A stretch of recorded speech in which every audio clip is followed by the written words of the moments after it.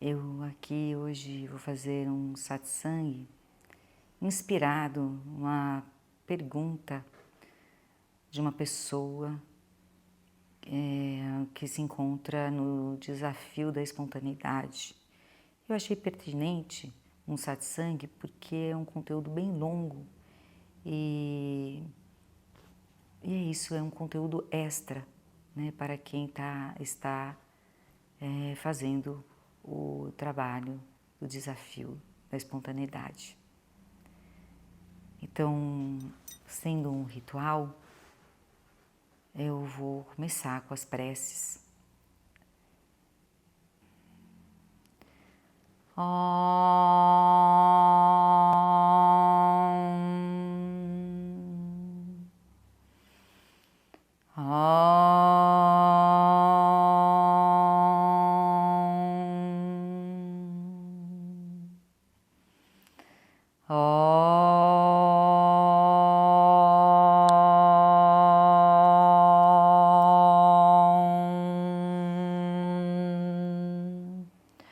Om Shri Guru Pyo Namaha Hari Om Gananam Tva Ganapatigum Havamahe Kavim Kavinam Upamastravastamam Jaistarajam Brahmanam Brahmanaspata Anam Srimvanu Tibisi Dasadanam Prano Devi Sarasvati Vajebirvadinivati Dinamavitrayavatu Ganeshaya Namaha Sarasvati Namaha Sri Guru Pyo Namaha Hari Om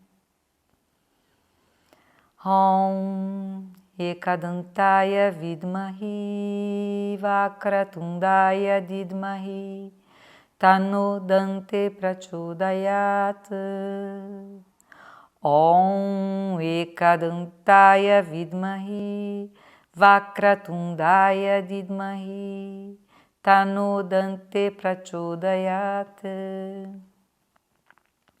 Om Ekadantaya Vidmahi Vakratundaya Didmahi Tano Dante Prachodayat Om Shanti Shanti Shanti.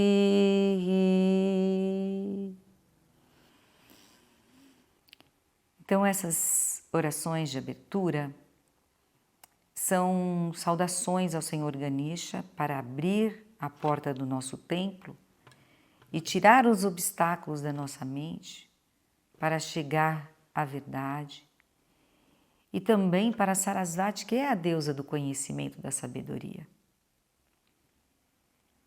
Ok? Então vem comigo, né? Om Shri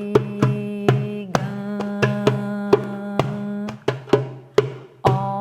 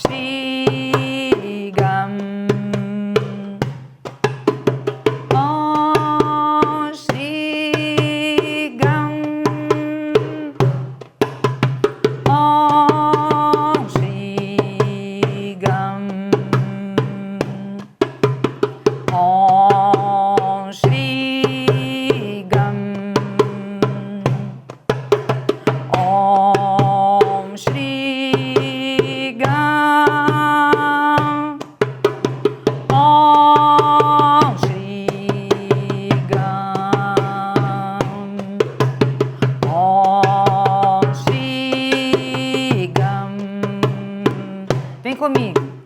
Om Shri Gam. Om Shri Gam. Fecha os olhos. Om Shri Gam. Om Shri Gam. Mais uma vez.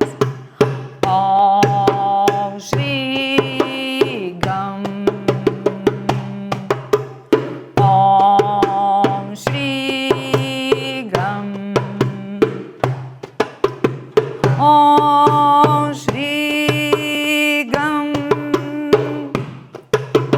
Om Shri Gam.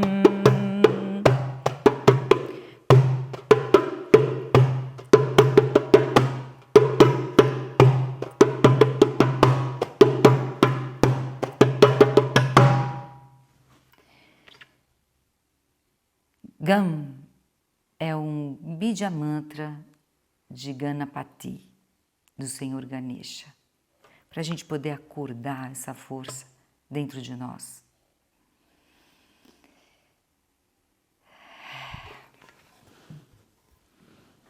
Agora uma saudação ao Guru.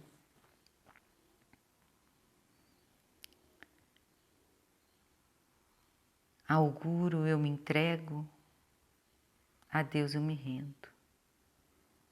Guru Sharanam, Hari Sharanam. Guru Sharanam, Hari Sharanam. Guru Sharanam, Hari Sharanam. Ao Guru eu me entrego, ao Guru eu me entrego. Ao Guru eu me entrego, a Deus eu me entrego. Sri Sati Mahaprabhu Ki Jai, Anandamai Ki Jai. Contar para vocês que a criança, quando nasce, ela é pura. Ela não tem máscara, não tem persona, ela não tem elaboração mental, porque fisiologicamente ela está imatura para isso. Então, ela não tem lógica, ela não tem um pensamento estruturado. Existe apenas a vida se manifestando ali, né? A essência viva, aberta, entregue, confiante, sendo que ela é, né, em presença total. A criança ela é presente, né? E no início, a criança olha para os pais como o mundo inteiro, né? Para ela, os pais são Deus. Tudo que vem deles simplesmente é. Não é que a verdade absoluta, assim, não tem outra verdade, não tem nada, é aquilo, né? E é a partir dessa referência que ela começa a perceber a si mesma e ao mundo, ok? As crianças, né? A criança, ela sente emoções intensas, né? Então ela sente raiva, ela sente inveja, ela sente ciúmes, ela sente medo, ela sente alegria, ela sente tristeza. Bom, sente, apenas sente de uma forma pura, instintiva. Quando ela sente raiva, por exemplo, ela vai manifestar. E ela manifesta, ela bate, ela grita, ela chora, né? Quando ela sente inveja do brinquedo do coleguinha, ela vai lá brincar, mas ela vai quebrar. Ela não sabe por que ela está quebrando, ela só sente, entendeu? Ela nem fala, eu estou sentindo inveja, por isso eu vou quebrar. Não existe isso, né? Quando ela sente frustração, ela vai lá e tem uma reação corporal. Então, ela é inteira, porque ela é corpo, entendeu? Também. Então, ela precisa expressar, ela expressa, ela é espontânea, né? Então, ela não elabora mentalmente, porque, como eu falei, né, fisiologicamente ela não é madura para isso, né? E ela não criou nenhum crivo de razão, né? Não sabe racionalizar, não sabe interpretar. Então, ela simplesmente ela sente, manifesta, ela vive, né? Mas, ao manifestar, ela é quase sempre recebida com repressão, com não escuta, com não acolhimento, sem espaço, né, para que ela seja compreendida pelos adultos ou por quem quer que esteja com ela. Então, ela recebe bronca, ela recebe grito, ela recebe punição, negação. Isso é feio, isso é errado, isso é ruim. Para com isso agora. E muitas vezes vem com muita agressividade. E vem de um lugar do adulto que não é um lugar de compaixão e não é um lugar de espontaneidade verdadeira, porque não vem da compaixão. E nesse instante, algo profundo acontece, né? A criança sente no corpo, né, e no coração que ela não foi acolhida, que ela não foi aceita como ela é. É como se ela não tivesse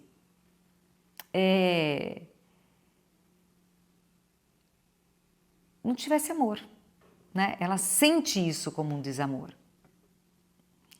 E se o pai e a mãe são o mundo para ela,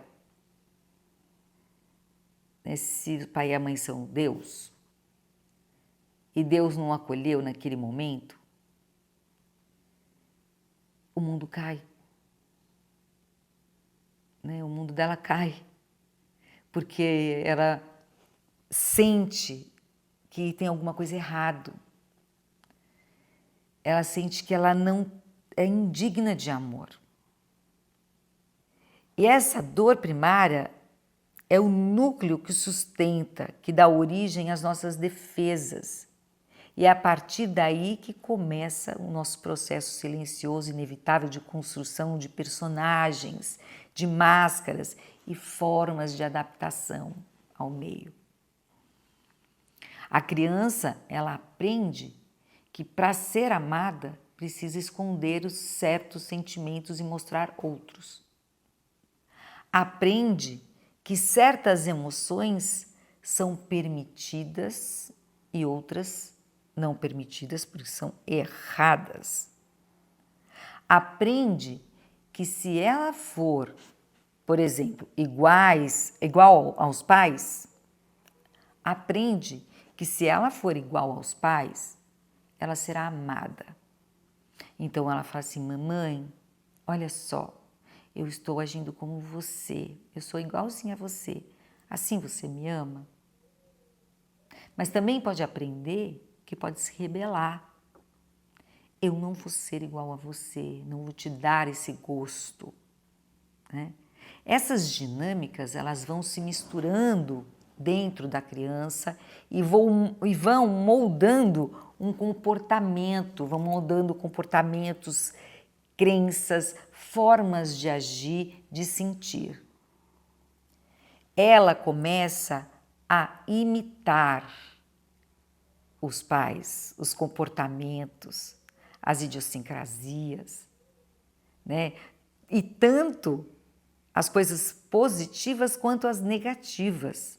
E ela começa a introjetar e a adquirir esses traços. Primeiro porque acredita que isso está certo. Afinal, eles são Deus. Afinal, a vida é assim, né? E depois ela vai introjetando por necessidade de pertencimento, de amor. E isso vira uma sobrevivência emocional. Ela aprende que se for igual, será aceita. Se for diferente, corre o risco de ser rejeitada. E muitas vezes é rejeitada. E também pode aprender que quando ela se rebela, ela pode manter algum senso de identidade. Estão me compreendendo aqui? Né? Porque assim ela cresce protegida, mas ela cresce projetando também os pais para as figuras de autoridade, para os professores, né, os educadores, os tutores, em todos. E em todos a criança projeta, né? Com quem ela vai se relacionando ao longo da vida. E ela vai repetindo padrões, revivendo as feridas antigas e atualizando as mesmas histórias apenas com rostos e cenários diferentes. Nesse processo, né, começam a surgir as máscaras. Né? A máscara é uma forma de comunicação com o mundo, um jeito de se apresentar que a criança percebe que funciona, né? que ela fica segura.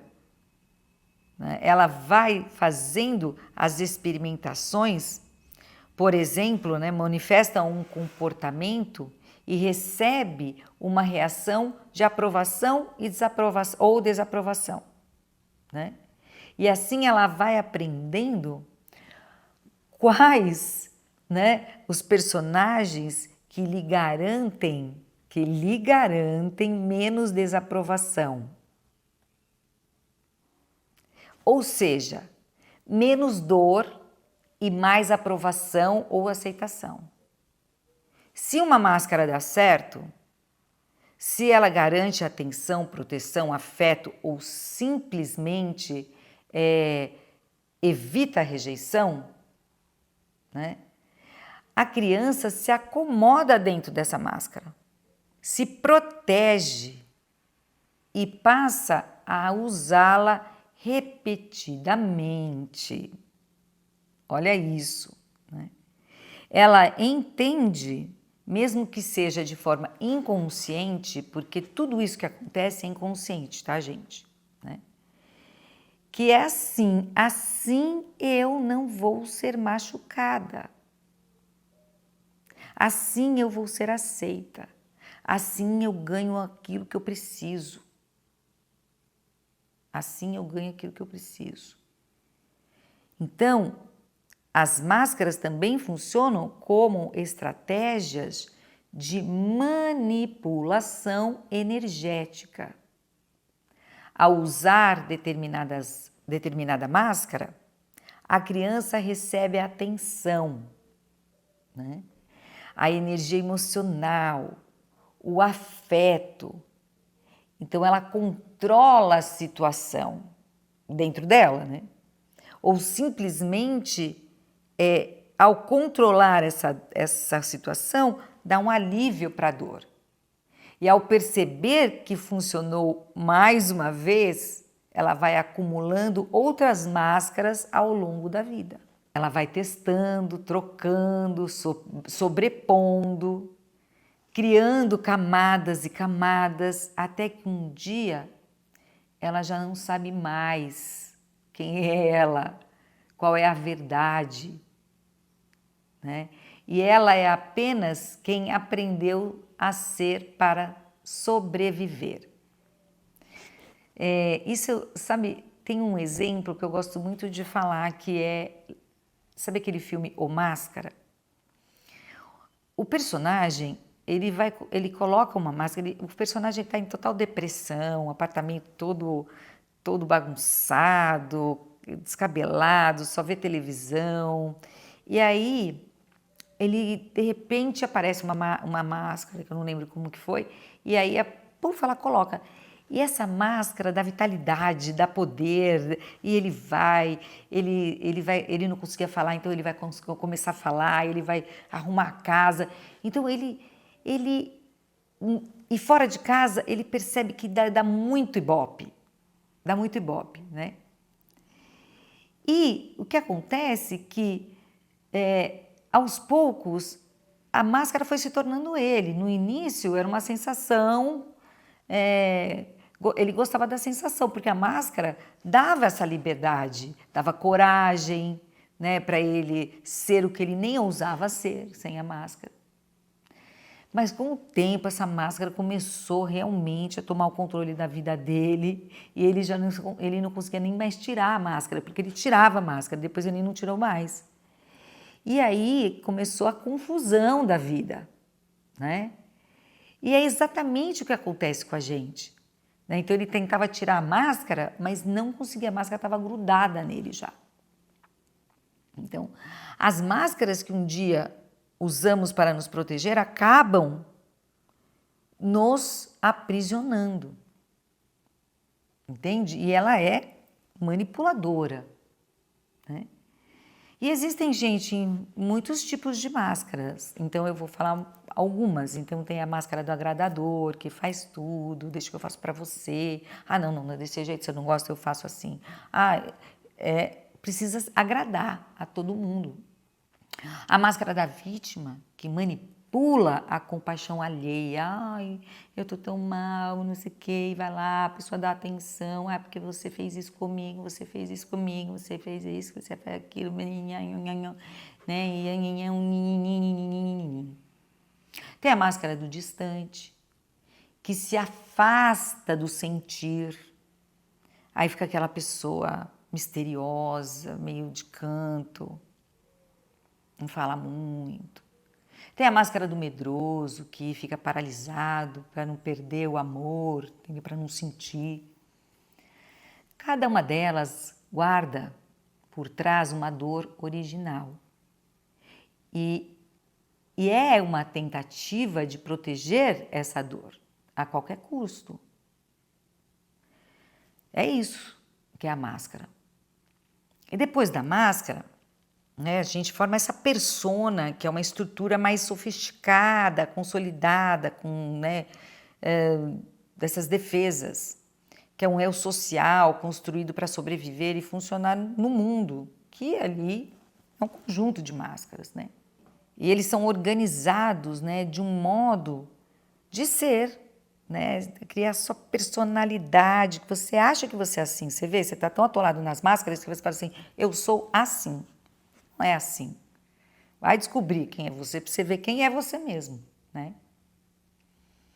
Mas tudo isso está sentado na dor original, que é aquela que foi sentida lá atrás na criança, quando a criança teve seus sentimentos, todos os sentimentos de raiva, inveja, etc., que foram reprimidos, julgados como errados ou feios, né?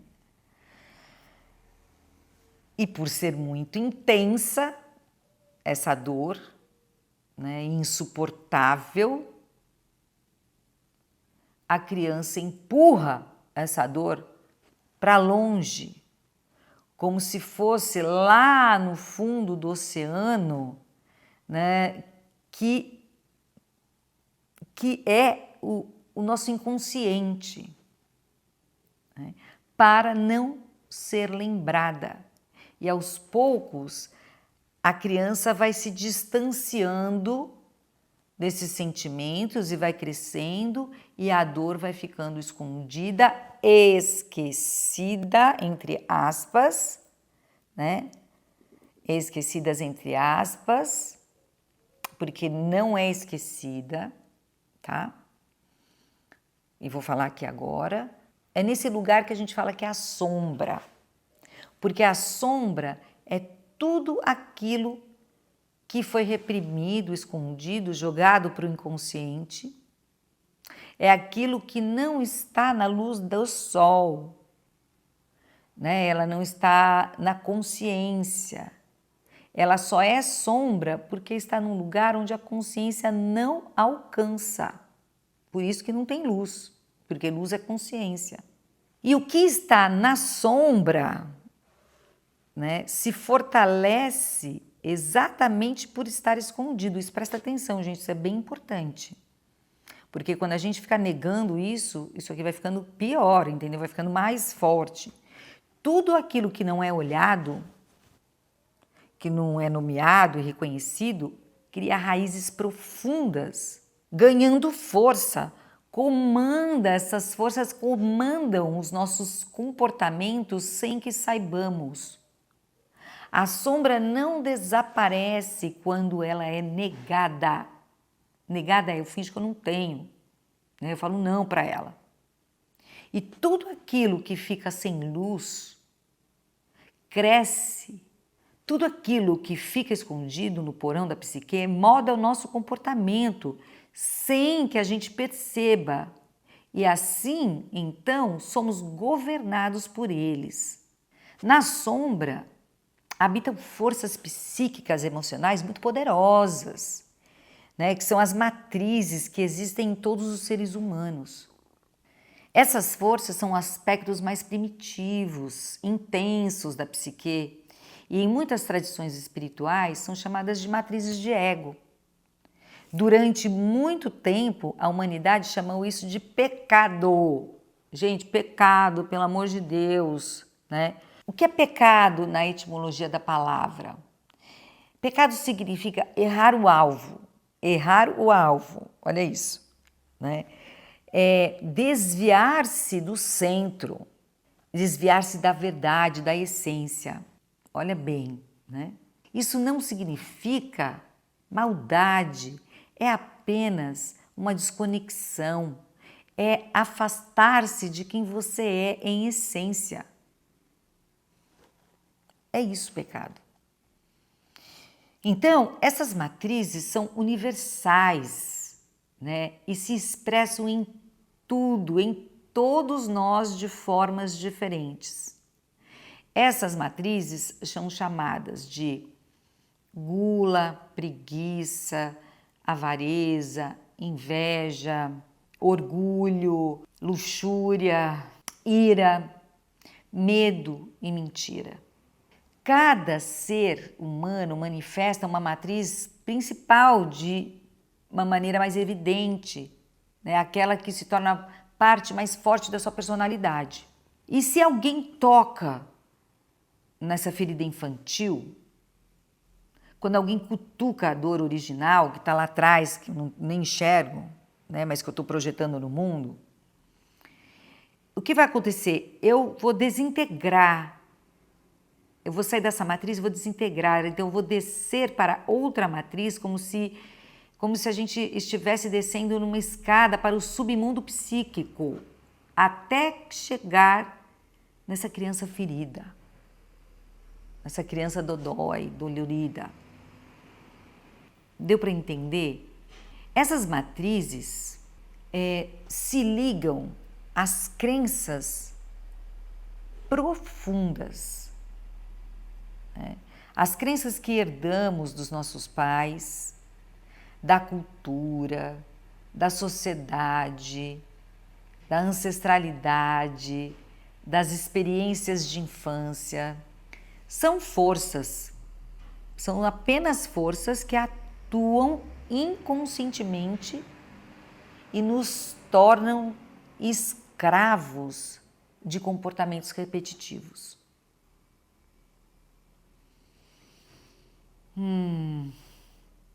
Esses comportamentos repetitivos são as compulsões, são as nossas reações automáticas e tudo mais. E o problema, né, é que nós temos medo de olhar para essas coisas, nós temos medo de olhar para essas matrizes, porque desde cedo aprendemos que para sermos amados, precisamos ser bons, perfeitos, aceitáveis, educados. Aprendemos a negar o que sentimos e a acreditar que se mostrarmos a nossa sombra, seremos rejeitados, punidos. Mas quando colocamos luz, quando a gente olha né? Quando a gente traz consciência, essas estruturas, elas saem da sombra. É como se eu acendesse uma luz no interruptor e elas vão perdendo força. Aquele monstro que parece monstro, às vezes é um grãozinho, uma formiguinha, mas que tem muito poder, né? Então eles perdem a força. Gente, escuta bem isso. A energia que ficava lá presa nessas forças, ela começa a ser liberada. Então, antes o que era uma força inconsciente e destrutiva pode se transformar, gente, em virtude. É ali que está a nossa pedra filosofal, entendeu? É ali que eu vou lá e vou buscar o meu tesouro. Não percam essa chance. Isso não é ruim. E essas virtudes são qualidades da nossa essência divina. Então, gente, debaixo dessa sombra há uma estrutura que é o ser real, que é a verdade única, que é a essência divina, ou seja, o eu superior, Deus. E é aqui que começamos a compreender o que significam os grandes mestres, os grandes seres que vieram na Terra, como São Francisco de Assis, como Jesus, como Krishna, como Sai Baba, como os santos. Né? Por quê? Porque eles manifestam ainda até mesmo a consciência unificada, que é a presença plena, a benevolência, a caridade verdadeira, que não é máscara, que não é manipulação, que é realidade, que nasce de verdade da ausência da separação. A consciência desperta é essa consciência de unidade, onde não há eu e o outro, onde não existe posse, não existe tempo, existe apenas o vazio. E não é um vazio de falta, mas é um vazio de formas de construções mentais. E é nesse vazio que mora a totalidade. Puxa vida, gente, a gente tem escrituras atemporais que falam sobre isso. Por exemplo, o Bhagavad Gita, né? Ele fala dessa batalha interna no campo do corpo, né? Na batalha do campo de Kurukshetra. É o próprio corpo, essa batalha não está fora, essa batalha está dentro de nós, que é uma batalha entre as forças da sombra e as forças da luz, da consciência. Jesus também fez isso, ele também apontou, né, que o reino dos céus não está fora, está dentro de nós. Não está num lugar distante, mas está no centro do nosso ser, no nosso coração. Então, tirar a máscara não é ser a sombra ou ceder aos desejos dela. Não. Não é se afundar na lama. Não é para ficar nela. Nada disso, gente. Pelo contrário, você só fica na lama quando não olha para ela, porque ela te domina. É o olhar para o que foi escondido, trazer a luz para integrar. É isso que nos devolve a inteireza. É isso, gente. Ser espontâneo é falar a verdade, mas no lugar da verdade. Não é falar a verdade assim, né, do que eu estou sentindo, eu fico com raiva e vai tomar naquele lugar. Não, é falar a verdade no lugar da verdade. Porém, não é ser um anjo também idealizado, né? Aquele amorzinho de pessoa. Porque às vezes a verdade vem firme como um trovão e ainda assim com muita compaixão. lembrando aqui que uma vez eu estava no quarto do Maharaj, né? E aí entrou uma pessoa ali do ashram e ele, nossa, ele foi super, ele brigou, gritou, não sei quem, mandou a pessoa embora. A pessoa quase saiu chorando. Era um homem, né? Mas ele estava agindo inconscientemente.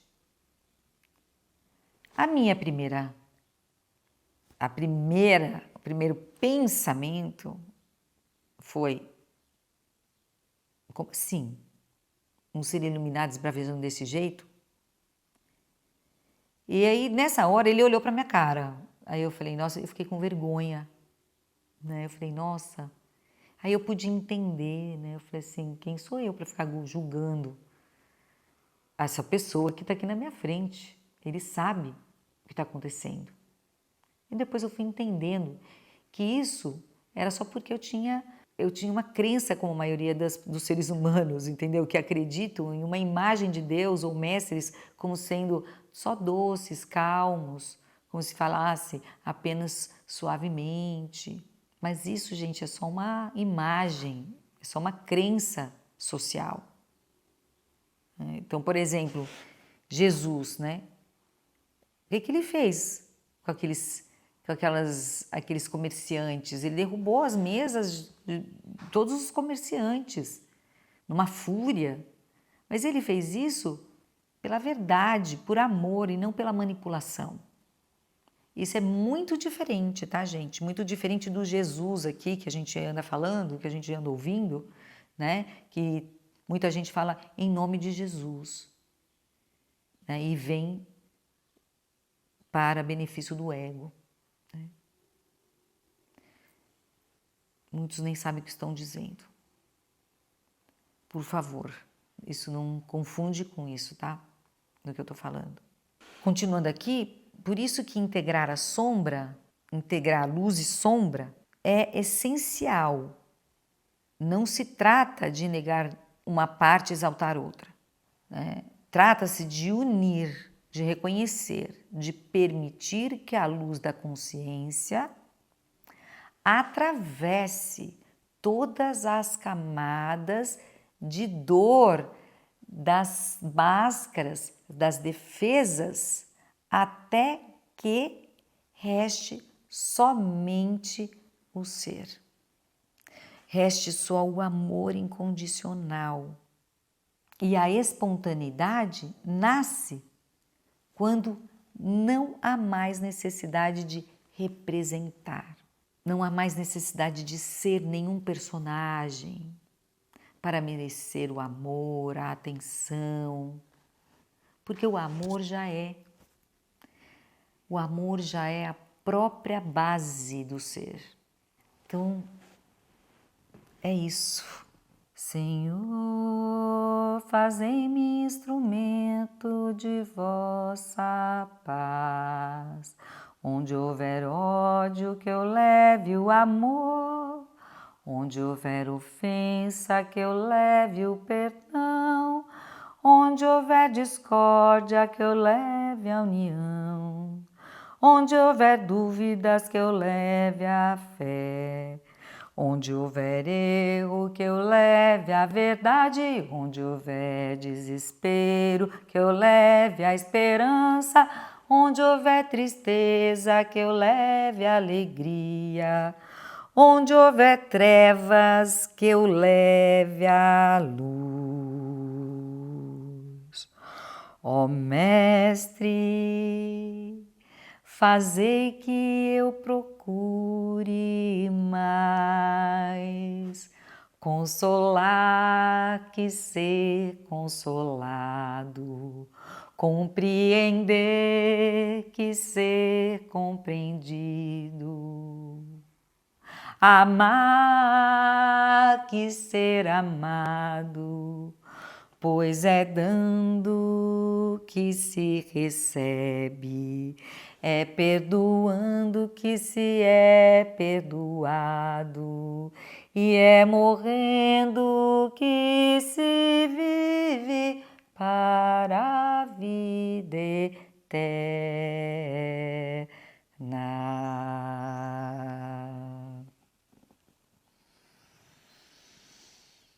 Jai São Francisco de Assis, Jai Mestre Kutumi, Jai, Jai.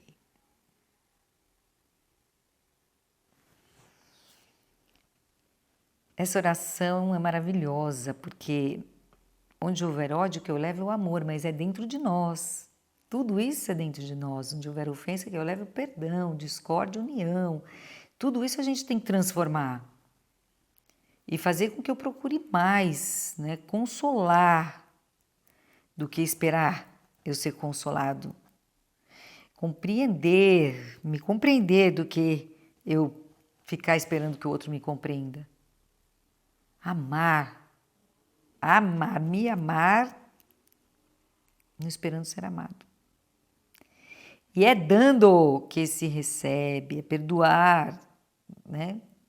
Que a gente se perdoar, que naturalmente somos perdoados.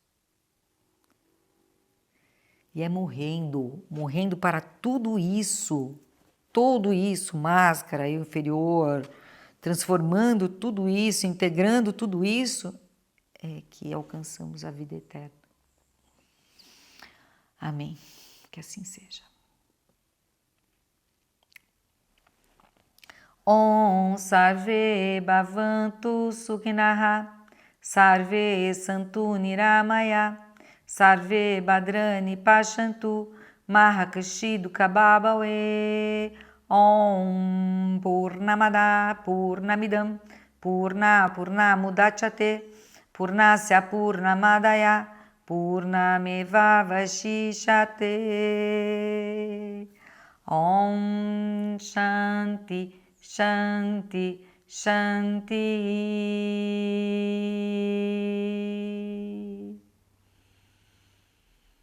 Deus aqui, Jai Ho. Luz.